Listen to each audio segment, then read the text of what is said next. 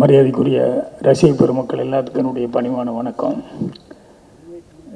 செம்பி படத்தினுடைய இயக்குனர் பிரபு சாலமன், தயாரிப்பாளர் உள்பட அனைத்து டெக்னீஷியன், நடிகர்களுக்கும் வணக்கத்தையும் அட்வான்ஸ் வாழ்த்துக்களையும் தெரிவிச்சுக்கிறேன்.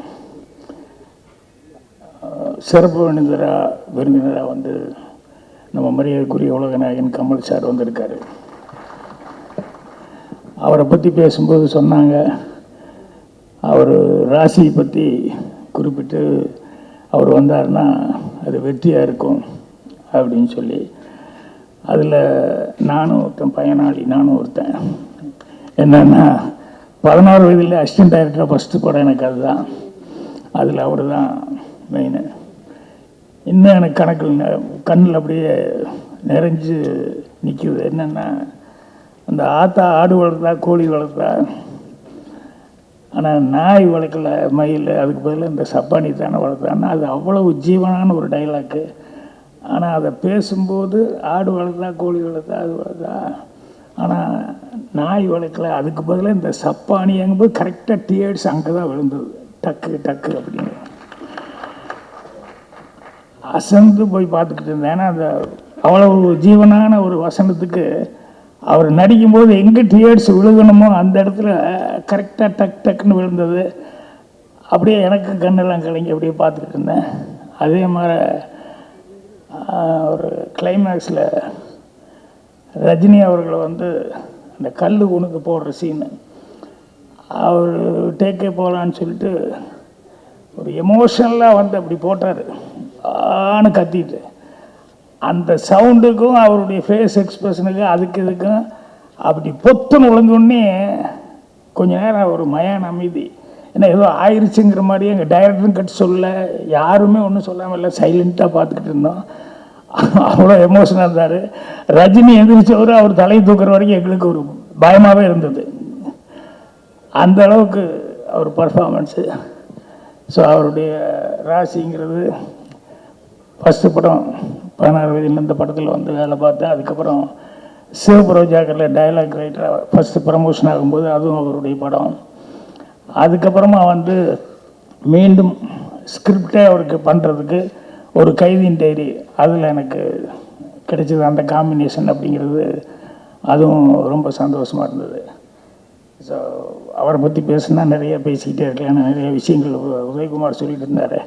அவருக்கு நான் அப்படி ரசிக்க இப்படி ரசிக்கணும்னா இங்கே வர்றதுக்கு முன்னாலேருந்தே நானும் ரசிகந்தான். அதனால்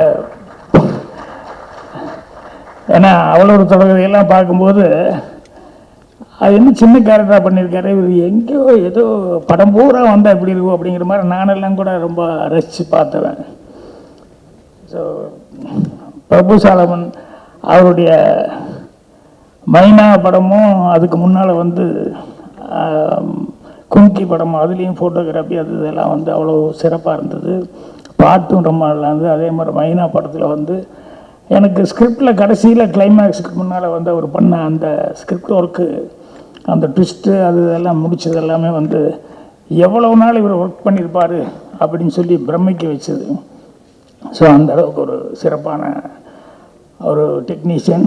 இப்போ பாருங்கள், ஒரு படம் பூரா பார்த்தோம்னா என்ன தெரியணுமோ ஒரு டெக்னீஷியனுடைய வேலைகள் அப்படிங்கிறது, ஃபோட்டோகிராஃபிலேருந்து மியூசிக் டைரக்டர்லேருந்து நடிக்கிறவங்க முதல் கொண்டு எல்லாமே ஒரு பாட்டு ட்ரெய்லர்லேயே வந்து அவ்வளோ சிறப்பும் வந்து வர அளவுக்கு அவர் பண்ணியிருக்காருங்கும்போது ரொம்ப சந்தோஷமாக இருந்தது. இந்த திருக்குறள் நாலடியார் அதை தாண்டி ஒரு 4 வரி பேசணும். நான் மகேஷ் தப்பாக நினச்சி உங்களை பற்றி ஒரு வார்த்தை சொல்லிடுறேன்.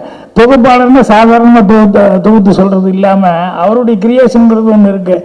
அந்த ட்ரெய்லர் அதை பார்த்தோன்னையுமே உடனே சொல்லிட்டார், நம்ம சுற்றுலாத்துறை வந்து அவருக்கு ஏதாவது பண்ணணும் அப்படின்னு சொல்லிட்டு உண்மையான வார்த்தை அது. அதை கரெக்டாக புரிஞ்சுருக்காரு. எனக்கு ஒரே ஒரு கோவை சரதா கொஞ்சம் வந்தால் நல்லா இருக்கும்.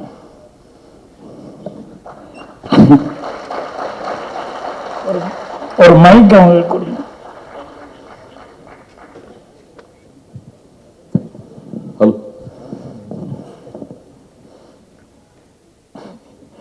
எப்போ எந்த வயசுல என்னை பார்த்த முதல்ல அதை சொல்லு. வயசு சொல்றது கஷ்டமா இருக்கு இல்லையா? இல்ல சார், அதெல்லாம் ஒண்ணும் இல்ல. வயசுக்கு வராதுக்கு முன்னாடியே அவரை பார்த்தேன். இதுதான் சரளா. ஒரு 8 வயசு இருக்குன்னு நினைக்கிறேன். இவங்க அக்கா தான் நடிக்க வந்தாங்க. ஆமா சார். நான் அப்போ நடிக்கிறதுக்காக சான்ஸ் தேடி சுற்றிக்கிட்டு இருந்தேன். அந்த கம்பெனிக்கு நானும் கதையை கொடுத்துட்டு உட்காந்துருக்கிறேன்.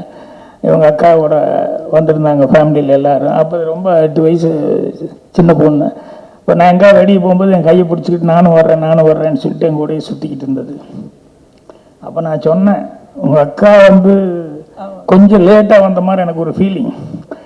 அதை விட நீ கொஞ்சம் கலராக அழகாக இருக்கிற, நீ பெருசானின்னா நீ சினிமாவுக்கு வந்தால் நல்லா வந்துடுவேன்னு எனக்கு தோணுது அப்படின்ட்டு, உனக்கு இஷ்டம் இருந்ததுன்னா நீ ட்ரை பண்ணி பாரு அப்படின்னு சொல்லி அப்போவே சொன்னேன்.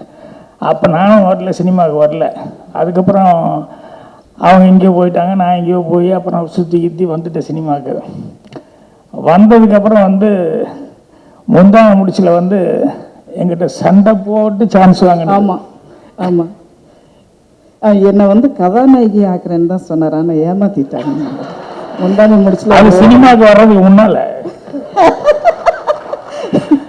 ஸோ இதில் வந்து நீ கூப்பிட்றீங்களே இல்லையோ, நான் ஒரு பையில் துணி எடுத்துக்கிட்டு நான் நேராக கோபிச்செட்டிப்பாளையம் வந்துடுவேன். எனக்கு தெரியாது, எதையாவது ஒன்று பண்ணுங்க அப்படின்னு சொல்லி சண்டை போட்டு என்கிட்ட வரணும்.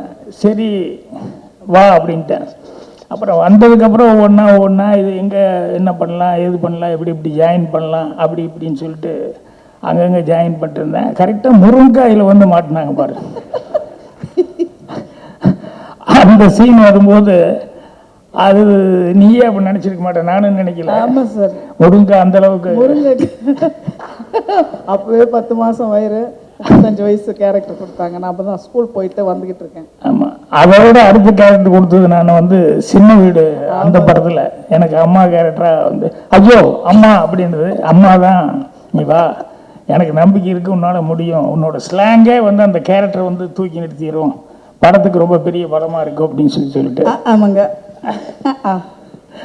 அதனால் சரளா பேசி நடிக்கும்போது வந்து நானே ரசித்து கேட்டுக்கிட்டு இருப்பேன் ரிஹர்சலில் பார்த்ததுக்கப்புறம் டேக்கு அப்புறம்லாம். ஸோ இன்றைக்கி யாரோ பேசிகிட்டு இருக்கும்போது சொன்னாங்க, இந்த கெட்டப் வந்து ஏற்கனவே நான் வந்து ஒரு ட்ரெய்லர் காமிச்சாங்க எனக்கு, அப்போவே பார்த்தேன், அப்போவே எனக்கு ரொம்ப சந்தோஷமாக இருந்தது. யாரோ பேசும்போது சொன்னாங்க, மனோரமா ஆட்சிக்கு பக்கத்தில் வந்துட்டாங்க அப்படின்னு சொல்லிட்டு. எனக்கு இன்னொரு சந்தோஷம் என்னென்னா, மனோரமா ஆட்சி சின்ன வீடு செட்டில் ஷூட்டிங் நடக்கும்போது ஒரு தடவை கார் விட்டு இறங்கி நேராக செட்டுக்குள்ளே வந்துட்டாங்க. ஏவிஎம்ல வந்து என்னை பிடிச்சாங்க, நேராக இங்கே எங்கடா வந்திருக்காங்க அப்படின்னு சொல்லிட்டு, அக்கா வாங்க வாங்க அப்படின்னா. தம்பி, இது வரைக்கும் எனக்கு நடிக்க சான்ஸ் யாருக்கிட்டையும் நான் கேட்டதில்லை, உங்கள்கிட்ட ஃபஸ்ட் டைம் கேட்குறேன். உங்கள் படமெல்லாம் பார்த்துருக்கேன், உங்கள் படத்தில் ஏதாவது ஒரு நல்ல கேரக்டர் செய்யணும்னு எனக்கு ஆசையாக இருக்குது, ஏதாவது நல்ல கேரக்டர் வரும்போது சொல்லுங்கள் அப்படின்னாங்க. கண்டிப்பாக சொல்கிறேக்கா அப்படின்னேன். அப்புறம் இது நம்மால் படம் வரும்போது தான் அது அவளுக்கு தகுந்த கேரக்டராக இருக்கும் அப்படின்னு சொல்லிட்டு இது பண்ணேன். அந்த கேரக்டர் நடிக்கும்போது கூட குமரிமுத்து அவர் வந்து 2 பேருக்கு டைலாக் சொல்லிக் கொடுக்குறதுக்காக நான் சொன்னேன், உட்காருங்கன்னு சேரை போட்டால் உட்காரவே மாட்டேங்கிறாரு குமரி. இருக்கட்டுங்கன்னு. அடா தம்பி தான் உட்காருன்னு சொல்லுவல்ல, உட்காரு அப்படின்னு சொல்லி. ஏன்னா அந்த மனோரமா ஆட்சிக்கிட்ட அவ்வளோ ஒரு மரியாதை, அவங்க சர்வீஸுக்கு அவ்வளோ ஒரு பயம் இருந்தது அவங்ககிட்ட. ஸோ அவங்களுடைய நடிப்பு அந்த படத்தில் எனக்கு ரொம்ப சிறப்பாக இருந்தது. அதுக்கப்புறம் இப்போ கோவை சரளா பற்றி பேசும்போது சொல்கிறாங்க, மனோரமா அவங்களுக்கு பக்கத்தில் நீங்கள் வந்துட்டீங்கன்னு. எனக்கு தெரிஞ்சு பக்கத்தில் இல்லை, அடுத்தாப்புல எங்களை தோப்பு வேறு யாரையுமே தெரியல எனக்கு. ஏன்னா அவ்வளோ பிரமாதமாக காமெடியும் பண்ணுறாங்க. அது மாதிரி இதில் வந்து சென்டிமெண்ட்டும் ரொம்ப பிரமாதமாக பார்க்கும்போதே தெரியுது, ஒர்க் அவுட் ஆகிருக்கு. எனக்கு என்னென்னா ரொம்ப சந்தோஷம், பெருமையாக இருக்குமா, இவ்வளோ 8 வயசில் உன்னை பார்த்துட்டு இன்றைக்கி வந்து சினிமாவுக்குள்ளே வந்து எல்லோரும் உன்னை பற்றி பேசுகிறாங்க அப்படின்னு சொல்லி, அதுவும் கமல் சார் அவர் ஓடியெல்லாம் நடிச்சதுங்கிறது இன்னொரு பெரிய ஒரு மைல்கல் மாற. ஸோ அவரெல்லாம் பாராட்ட வெயிட் பண்ணிகிட்ருக்காங்க. பிரபு சாலமன், உங்கள் ப்ரொடியூசர், டெக்னீஷியன் எல்லாத்துக்கும் மீண்டும் ஒரு முறை நான் என்னுடைய வாழ்த்துக்கள் சொல்லிக்கிறேன். நீ நல்லா இருக்கணும். ஓகே, இன்னும் பேரும் புகழும் வாங்கணும். நன்றி, வணக்கம்.